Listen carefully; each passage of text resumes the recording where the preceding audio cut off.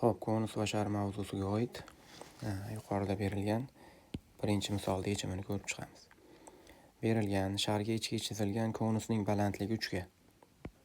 Balandligi 3, asosining radiusi 3 ildizosti 3.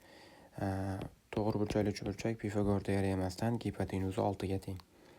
Va bundan xulosa qiladigan bo'lsak, 30 gradus qarshisidagi katet gipotenuzani yarmiga teng. Mana burchak 30 gradus bo'lsa, uchidagi burchak 60. Narigi tomoni ham 60 bo'ladigan bo'lsa, umumiysi 120 gradusga to'g'ri keladi. Natijada konusning o'q kesimi teng yonli uchburchakdan iborat. Teng yonli uchburchak. Teng yonli uchburchakka tashqi chizilgan aylana bo'lib qolyapti. Teng yonli uchburchakka tashqi chizilgan aylanani radiusi birinchi usulda formula bo'yicha r teng a kvadrat taqsim 2h. A bu joyda teng yonli uchburchakning yon tomoni 6 ga teng. Balandlik uchburchakning balandligi 3 ga teng. Demak, a ni o'rniga 6 ni qo'ysam 36, balandlikni o'rniga 3 qo'ysam 36 taqsim 2 kara 3 radius 6 ga teng. Javob 6. Ikkinchi usuli.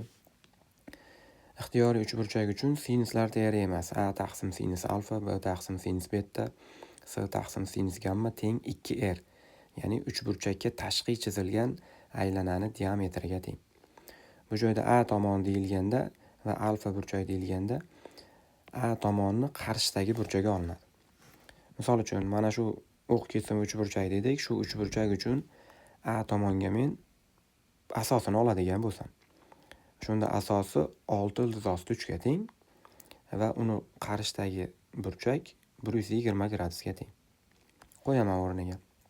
Mana o'sha bitta a taqsim sinus alfa 2r ga teng.